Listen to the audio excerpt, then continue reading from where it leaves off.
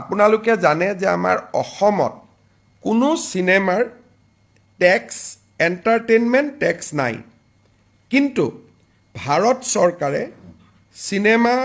টিকেটৰ বিনিময়ত এটা GST কালেকশ্যন কৰে যদি 100 টকাতকৈ ওপৰত টিকেটৰ দাম হয় GST 18% লয় আৰু 100 টকাতকৈ যদি টিকেটৰ দাম কম হয় GST 5 টকা লয় 5% লয়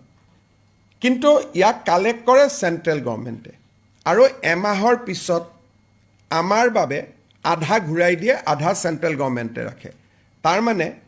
18% যদি GST লয় তাৰ 9% ৰাজ্য চৰকাৰে পায় 5% যদি GST লয় তাৰ 2% ৰাজ্য চৰকাৰে লাভ কৰে আমাৰ শিল্পী সকলোৰে মৰমৰ আদৰৰ জুবিন গাৰ্গৰ জীৱনৰ শেষ সিনেমা ৰৈ ৰৈ বিনালে সিনেমা হলত 31 তাৰিখে আহিব যেহেতু ট্যাক্স এক্সেম্পশন দিয়াৰ কোনো প্ৰভিজন নাই কাৰণ ট্যাক্স আমি কালেক্টে নকৰো ভাৰত চৰকাৰে কালেক্ট কৰে গতিকে যিখিনি GST এমাহৰ পিছত আমালৈকে ঘূৰি আহিব কালেকশ্যনৰ এক মাহ পিছত আমালৈকে ঘূৰি আহিব এই টকাটো আমি কি কৰিম তাৰ বিষয়ে আমি কেবিনেটত আলোচনা কৰিছিলো আৰু এই বিষয়ে আমি জুবিন গাৰ্গৰ পত্নী গৰিমা গাৰ্গৰ লগতো আলোচনা কৰিছিলো আলোচনাৰ শেষত বিশেষকৈ গৰিমা গাৰ্গৰ পৰামৰ্শ অনুসৰি এই GSTটো আমি কলাগুৰু আৰ্টিষ্ট ফাউণ্ডেশ্যনক উভতাই দিম কলাগুৰু আৰ্টিষ্ট ফাউণ্ডেশ্যন কি ই জুবিন গাৰ্গে প্ৰতিষ্ঠা কৰিছিল আৰু ইয়াৰ ফাউণ্ডাৰ আছিল জুবিন গাৰ্গ আৰু জুবিন গাৰ্গে কিয় প্ৰতিষ্ঠা কৰিছিল বেমাৰ আজাৰ হলে শিল্পীসকলক সহায় কৰিবৰ কাৰণে আৰু বানপানীৰ সময়ত ৰাইজক সহায় কৰিবৰ কাৰণে ষ্টুডেণ্টক এডুকেশ্যনত সহায় কৰিবৰ বাবে জীৱনকালত জুবিন গাৰ্গে কলাগুৰু আৰ্টিষ্ট ফাউণ্ডেশ্যনটো আৰম্ভ কৰিছিল আমি ৰাজ্য চৰকাৰৰ যিটো GSTৰ অংশ আমি কালেক্ট কৰিম এই গোটেই কালেকশ্যনটো আমি কলাগুৰু আৰ্টিষ্ট ফাউণ্ডেশ্যনত আমি ডনেট কৰিম আৰু এই ফাউণ্ডেশ্যনটো মই আগতে কৈ যোৱাৰ দৰে ই জুবিন গাৰ্গে গঠন কৰিছিল দুখীয়া মানুহক সহায় কৰাৰ কাৰণে আৰু মই ভাবো যে এই পুঁজি কেইটাৰে তেখেতৰ যিটো জীৱনকালত তেওঁ যিটো লক্ষ্য আছিল উদ্দেশ্য আছিল এই টকাখিনিৰে মৃত্যুৰ পিছতো তেওঁৰ আদৰ্শক জীয়াই ৰখা কামত সহায়ক হ'ব আৰু বিষয়টো আমি তেওঁৰ পৰিয়ালৰ লগতো আলোচনা কৰিছিলো পৰিয়ালেও বিচাৰে যে এই পুঁজিটো আমি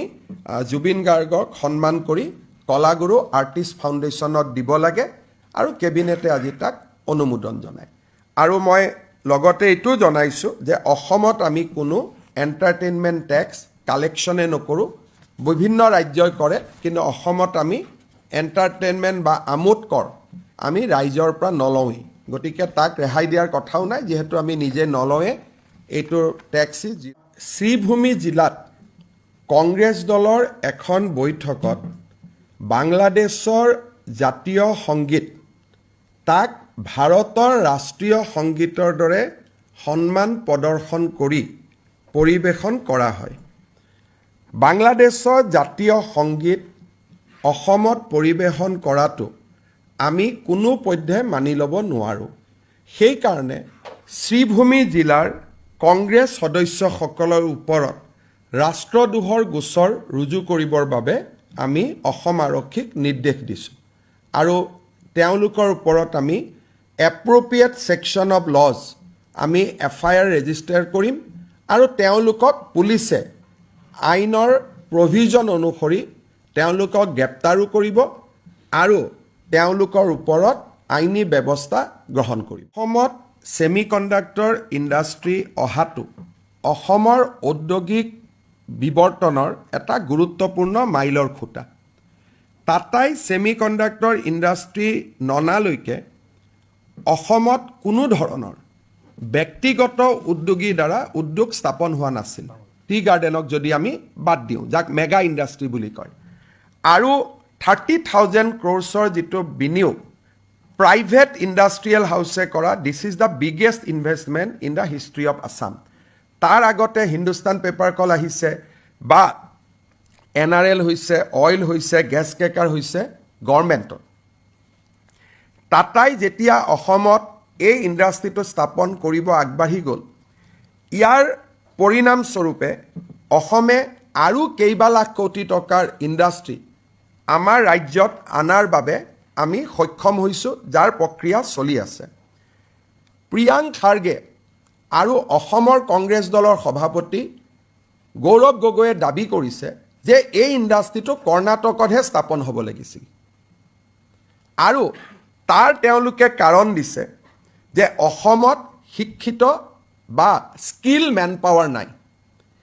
এই অভিযোগটো বা এই যিটো বক্তব্য, ই অসমৰ প্ৰতি কৰা চূড়ান্ত অপমান। কৰ্ণাটকত আজি IT ইণ্ডাষ্ট্ৰি চলাই আছে ভাৰতৰ বাহিৰৰ ৰাজ্যৰ ল'ৰাগৈ। কৰ্ণাটকত থকা হিউমেন ৰিচোৰ্চ দি ইমান উদ্যোগ নহয়। সকলো দেশৰ চৰকাৰৰ দায়িত্ব হ'ব লাগে যে ইকনমিকেলি পিছপৰা ৰাজ্যত উদ্যোগ স্থাপন কৰা, য'ত উদ্যোগ নাই তাত উদ্যোগ লৈ যোৱা। কংগ্ৰেছ দলে আনন্দ পাব লাগিছিল, কংগ্ৰেছ দলে টাটাক ধন্যবাদ দিব লাগিছিল যে তেলিৰ মূৰত তেল নাঢালি, কাৰণ কৰ্ণাটকত উদ্যোগৰ কোনো অভাৱ নাই। প্ৰথমবাৰৰ বাবে উত্তৰ পূবত আৰু অসমত এটা ডাঙৰ সাহসী সিদ্ধান্ত লোৱা হ'ল। কিন্তু প্ৰিয়াংক খাৰ্গে, গৌৰৱ গগৈয়ে দাবী কৰে যে এই ইণ্ডাষ্ট্ৰিটো কৰ্ণাটকতহে যাব লাগিছিল।